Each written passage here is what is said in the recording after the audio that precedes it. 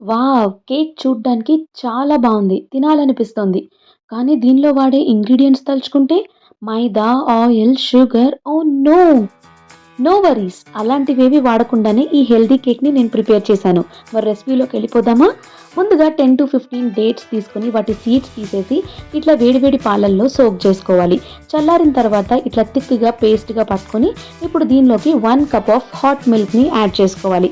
బాగా స్టిర్ చేసుకున్న తర్వాత దీనిలోకి 2 కప్స్ ఆఫ్ గోధుమ పిండి, అట్లాగే 3 స్పూన్స్ ఆఫ్ కోకోవా పౌడర్‌ని యాడ్ చేసుకోవాలి. 1 టేబుల్ స్పూన్ ఆఫ్ వెనిలా ఎసెన్స్‌ని కూడా యాడ్ చేసుకోవాలి.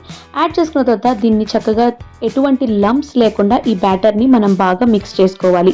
ఉప్స్! నేను దీంట్లోకి బేకింగ్ సోడా యాడ్ చేయడం మర్చిపోయాను. అది కూడా యాడ్ చేసుకొని ఇట్లా మనం బ్యాటర్‌ని మిక్స్ చేసుకున్నాక ఒక కేక్ మౌల్డ్ తీసుకొని దాంట్లో ఆయిల్‌తో గ్రీస్ చేసుకొని ఈ బ్యాటర్‌నంతా ట్రాన్స్‌ఫర్ చేసుకోవాలి. అట్లాగే మీకు నచ్చిన డ్రై ఫ్రూట్స్‌ని మనం పైనుండి స్ప్రింకిల్ చేసుకోవచ్చు.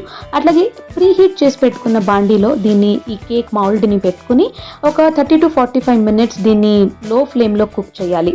సీ కేక్ ఎంత స్మూత్‌గా కట్ అవుతుందో, అలాగే చాలా ఫ్లఫీగా కూడా ఉంది. మరి ఇంకేమాత్రం లేట్ చేయకుండా ఈ హెల్తీ కేక్ రెసిపీని మీ ఇంట్లో ట్రై చేసి ఎలా ఉందో నాకు చెప్పండి. అట్లాగే మీ దగ్గర ఏమైనా డిఫరెంట్ రెసిపీస్ ఉంటే కింద కమెంట్స్‌లో చెప్పండి. I will try. బాయ్.